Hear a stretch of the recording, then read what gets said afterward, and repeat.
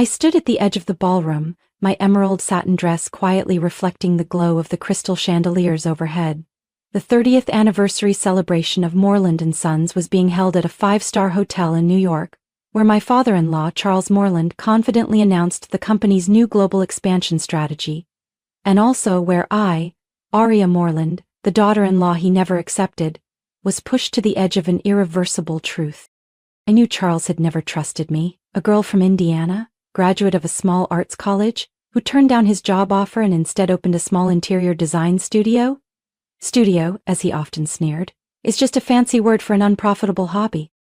But that evening he didn't stop at dismissive glances. As red wine filled crystal glasses, Charles stood up, smiled charmingly at the crowd of investors, partners, and media, then looked straight at me like he was ready to throw a verbal punch. The Moreland family has always valued dedication and performance. We don't believe in pipe dreams or so-called artistic startups. Unfortunately, he shrugged, even within the family, we have a living example of that. The room let out a low chuckle.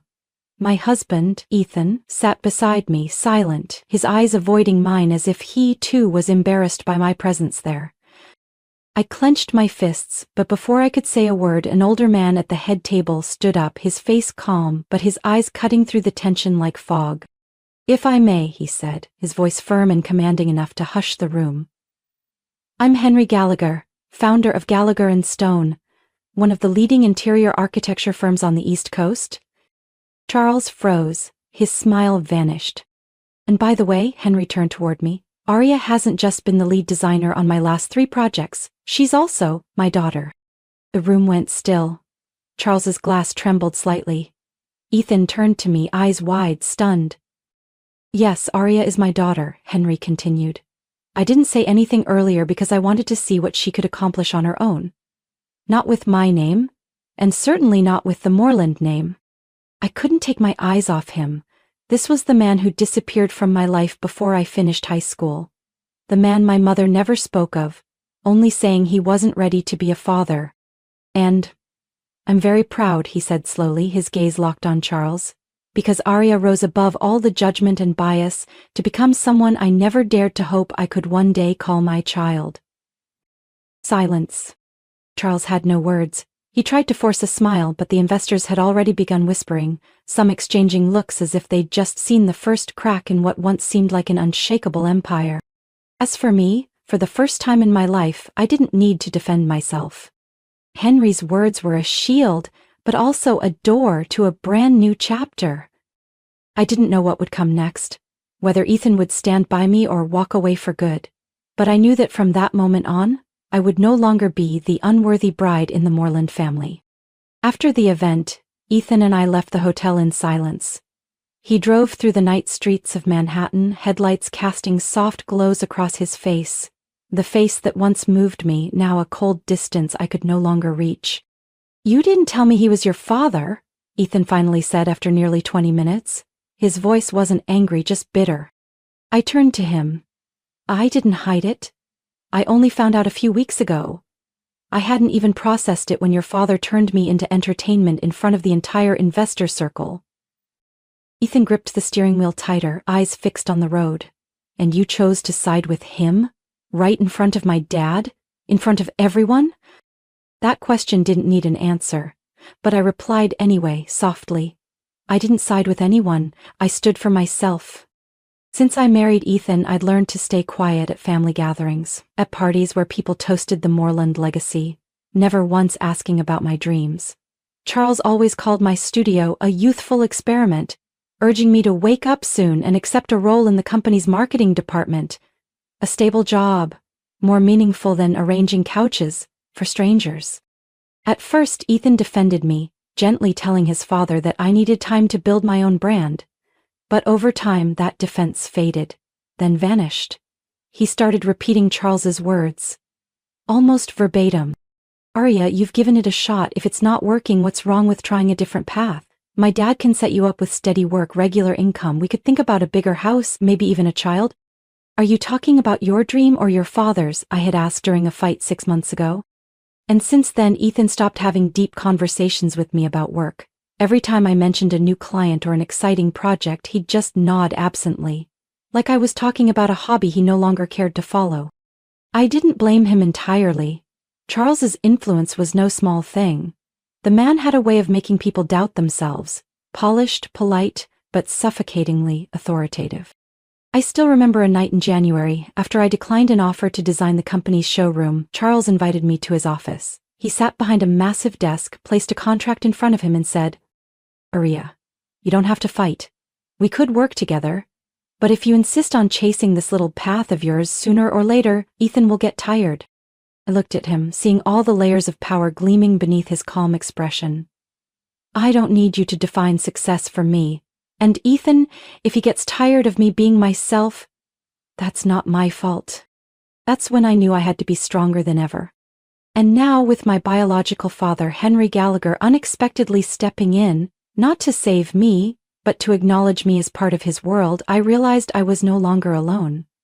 I didn't need anyone's permission to chase my dream, and I didn't need anyone's approval to be worthy. Ethan brought me home. To what used to be our home. Now just an empty shell. I stepped out of the car, turned back to him one last time before heading inside. "You can keep standing behind your father, Ethan," I said, not with bitterness but clarity, "but I won't. I won't be a background character in someone else's story, not even for someone I once loved." Ethan said nothing, only his eyes, torn and uncertain, followed me until the elevator doors closed. I didn't know what would become of us. But one thing was certain. I would never go back to being the quiet, overlooked wife in the Moreland family again. I didn't sleep that night. Though the city lights outside the window still blazed, inside me was a vast darkness, confusion, pain, and a curiosity I couldn't quiet. The next morning, a cream envelope on my desk stopped me in my tracks. No return address. Just, "To Aria," handwritten in firm, familiar script. I slowly opened it.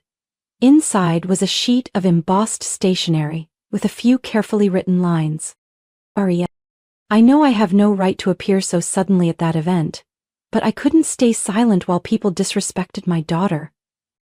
If you're open to a conversation, not between professionals but between a father and his child, come to the Lantern on Saturday 10 a.m. I'll be waiting. Henry?"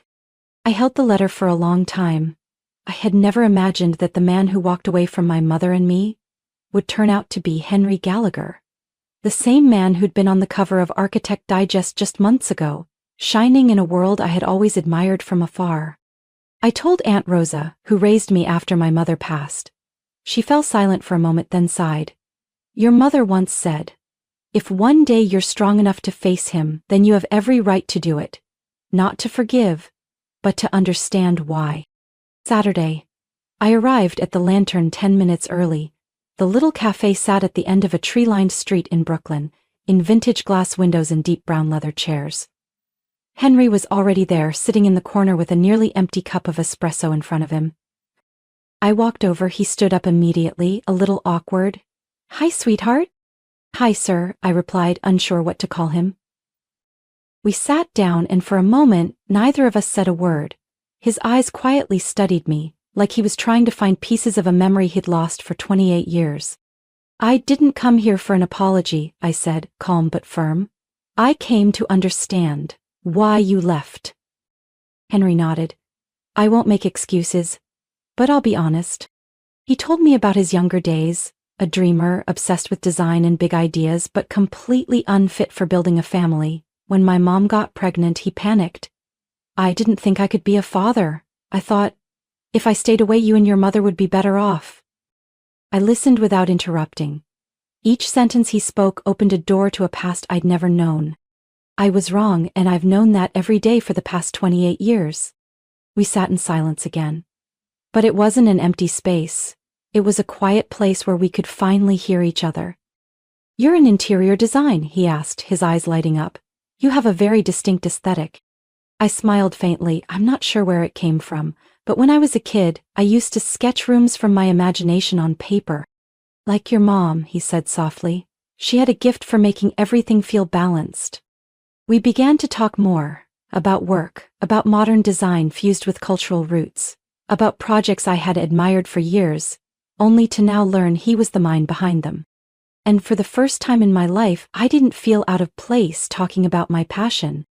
"I know you don't need me," Henry said as I was about to leave, "but if you'll let me, I'd like to be part of your world. Not because we share blood, but out of respect for the strong woman you are." I nodded. No promises, but no refusal either. As I stepped out of the cafe, the late morning sun touched my shoulder, soft but warm. I didn't know where this would go, but I knew this conversation was the first step toward understanding myself better, my roots, my drive, and why I felt so deeply connected to beauty, structure, and emotion in space. A week after that meeting at the Lantern, I received an email from Henry. The subject line was simple: "We need to talk." We met again in a private conference room at Gallagher & Stone's headquarters, 27th floor, overlooking the Hudson River. This space was nothing like the cozy cafe. It carried the weight of strategy and power, and I knew today's conversation wasn't just about family.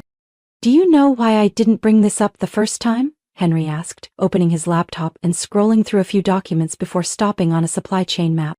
"Because you thought I'd say no?" I asked, my eyes scanning the data on the screen. "Because I wanted to be sure you were here for yourself, not for me," he replied. "But now it's time you knew." He turned the screen toward me. "This is Moreland Corporation's global supply chain for the Heritage Luxe line, their flagship strategy for the European market next year. 3 critical pillars: exclusive 3D pattern printing tech from Ultatech, silk, sourced from Lyon under a 5-year contract, and finally their luxury leather supplier, Maison Villiers, France." Her social media post asked for updates. I frowned. "But Villiers only partners with one designer each year. You said they were extremely selective." Henry nodded. "And this year they haven't chosen anyone yet." I looked at him, starting to understand. "Aria," he said slowly, "Moreland is betting everything on this line. If they lose Valio, they'll have to switch to substitute leather, meaning they'll lose brand positioning and fail to meet premium distribution standards in Milan, Florence, and Vienna. That would derail Charles Moreland's entire European expansion plan." I sat still, my heart beat faster. Not out of revenge, but because the truth was finally laid bare. "I don't want to manipulate you, but if you want to prove what you're capable of, this is your moment." A few days later, I flew to Paris to meet with Maison Villiers' representative, Madame Céline Dufort, a silver-haired woman, elegant with piercing, powerful eyes.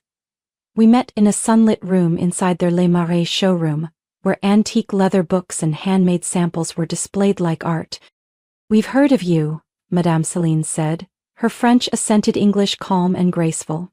"Studio Aria Design has done some notable boutique projects in New York."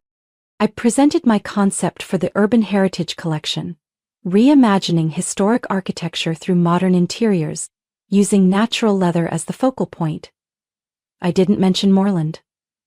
I only talked about myself, my blend of heritage and individuality, of tradition and reinvention. Céline turned each page of my sketchbook, nodding occasionally. "You seem to understand the soul of the material rather than trying to show it off," she remarked. "As someone from fashion, I've seen many use leather as a status symbol, but with you, it has depth." I didn't respond. I knew I was being evaluated not just for my design, but for my integrity. Before I left, Céline said gently, "I'll be in New York next week. If you're open to it, I'd like to visit your studio. We want to work with someone who truly understands and honors craftsmanship." When I shared the meeting with Henry on a video call, he smiled. "You never had to mention Moreland, and still won them over." "That's exactly what I hoped for." I looked at him, finally feeling like an equal, not because I was about to shake Charles's empire, but because I was rising on my own terms, with skill, resolve, and vision. "What's the next step?" I asked. "Céline will open the door," Henry said, his tone more serious. "But to take down Charles, we'll need to hit his biggest weakness, his ties to a firm called Bryson Lowell. If we cut off that funding—" I interrupted, smiling slightly. "Then let's start mapping the next move." From that moment on, I knew this was no longer about a dismissed daughter-in-law. This was the journey of a woman once seen as the wrong choice, quietly building her own counterattack. 3 months after my first meeting with Madame Céline, Aria Design moved into a sunlit mezzanine in Soho, New York. No longer the cramped apartment studio with squeaky floors. The new space had exposed brick walls, tall ceilings, and floor-to-ceiling glass, exactly like the sketches I made in my sophomore year of college. Everything came like a wave. Fast, strong, unstoppable. After Maison Velliere announced Aria Design as their exclusive interior design partner for North America, I received 7 collaboration offers within 2 weeks.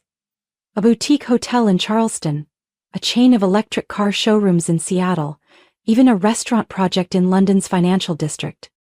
Henry stayed in the background, never touching the art or aesthetic, but quietly supported strategy and funding through his investment firm, D&G Ventures.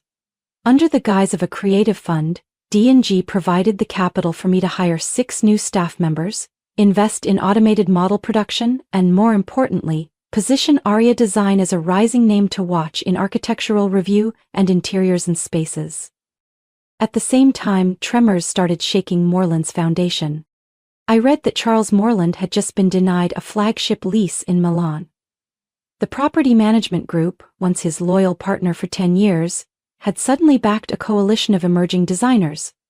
Aria Design was at the top of that list. They called it a rebranding of American design presence in Europe. I never publicly claimed to be the leader behind the shift, but the press started calling me the silent challenger to the Moreland empire. At Moreland headquarters, the bad news kept coming, like paper cuts Charles never saw coming.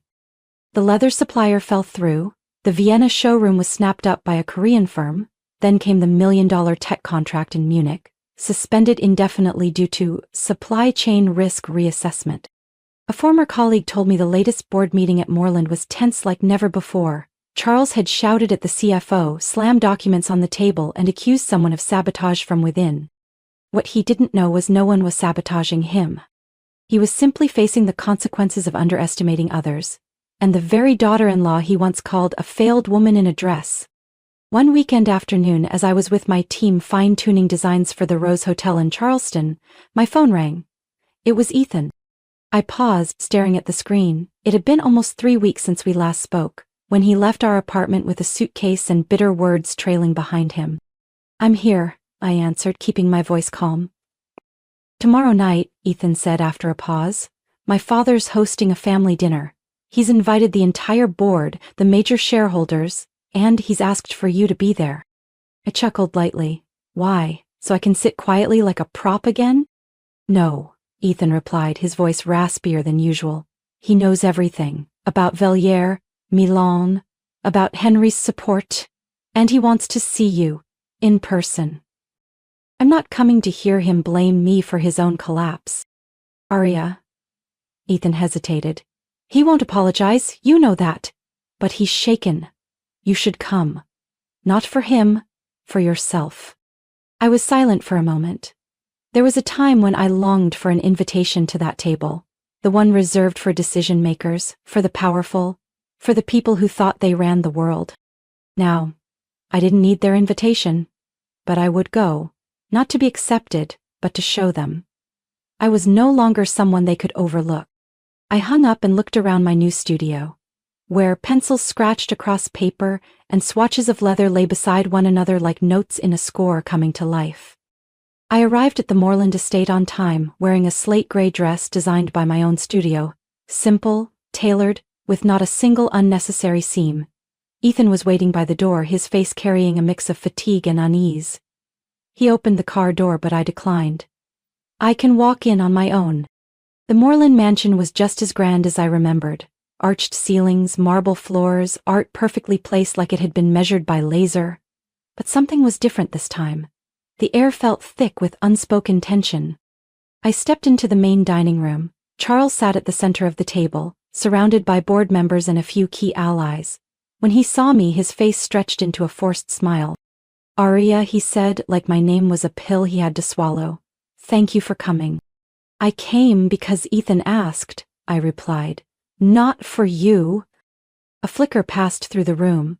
Ethan pulled out a chair beside him and dinner began with stiff greetings and carefully rehearsed smiles.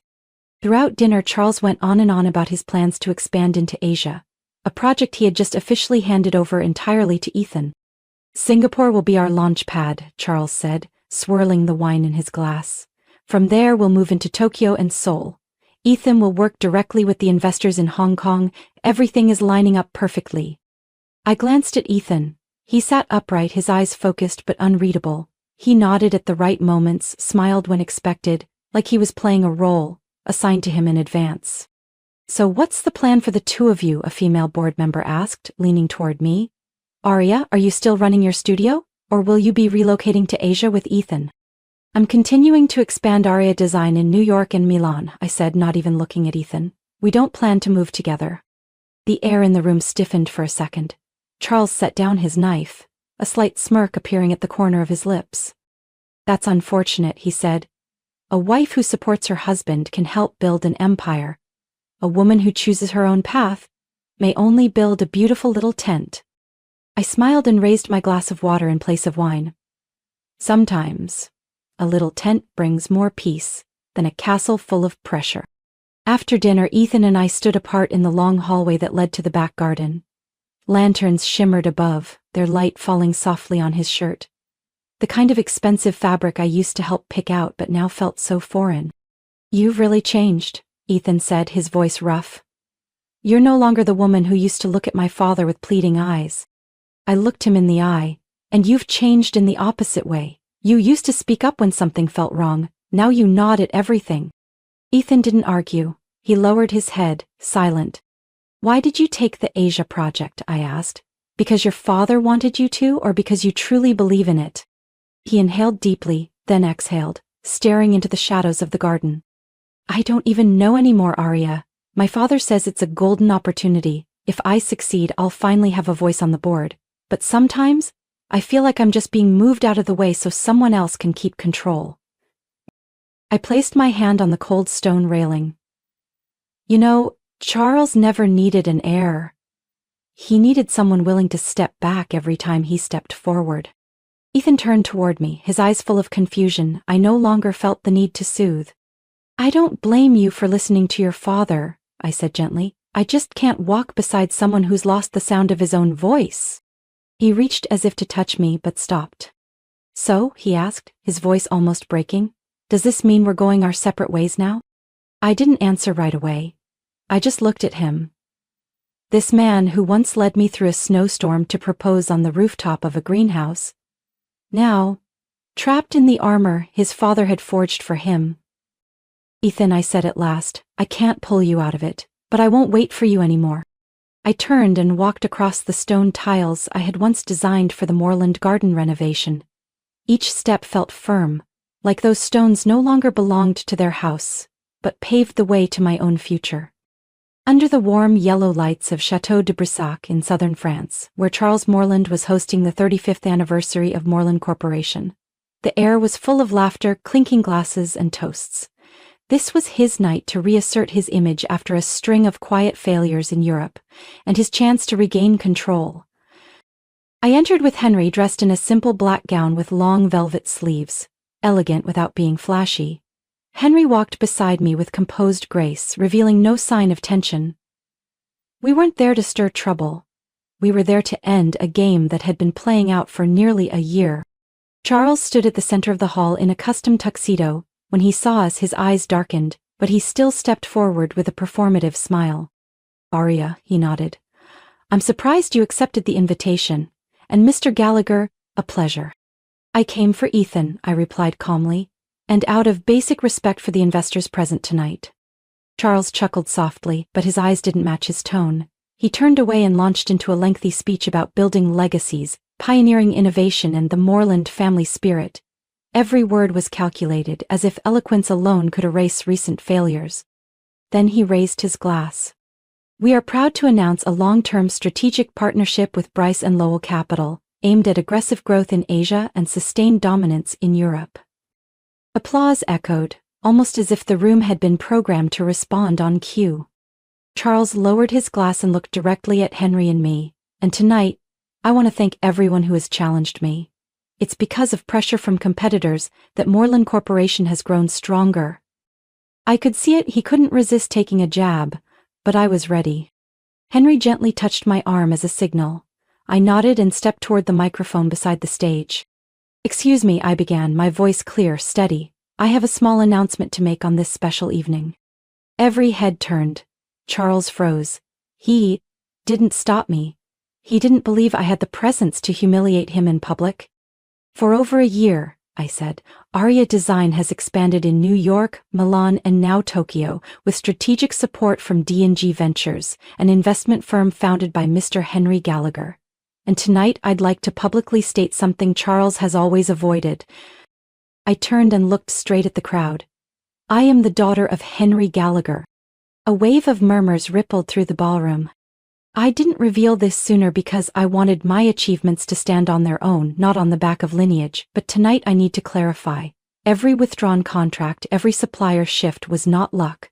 It was the result of a man who spent too long at the top without learning how to respect others. Henry stepped up beside me and calmly added, and as a final move, D&G Ventures officially withdraws all pending investments for Moreland Corporation's Asia project, effective immediately. Charles's face went pale. You don't have the right, he growled, stepping toward Henry. I do, Henry replied without raising his voice. Clause 14b, projects are subject to reevaluation if the investor identifies signs of governance failure or lack of transparency. The board members began whispering, the Bryce and Lowell reps frowned, pulling out their phones. I looked at Charles, the man who once sat above everyone else, deciding who was worthy. You once called me a mistake, I said softly, but your biggest mistake was underestimating someone in your own family. Ethan stepped forward. He said nothing. He simply stood between me and his father, his gaze clear. For the first time, he wasn't standing behind Charles. In that moment I knew, the game was over. Charles was escorted from the stage, and the board convened an emergency meeting in a private room nearby. The press buzzed behind the grand doors, but I no longer cared. I walked away, head held high, not in triumph, but because I no longer had to live in someone else's shadow. Paris after that night felt like waking from a dream. The lights along the Champs-Élysées still sparkled, but inside me was a strange quiet. Not relief, not pride, just emptiness. As if every emotion had already been spent, leaving me with a victory that didn't taste quite sweet. Charles Moreland was temporarily suspended by the board for 90 days, pending a full audit of all expansion projects and contracts. Major shareholders called for independent reviews. Headlines exploded.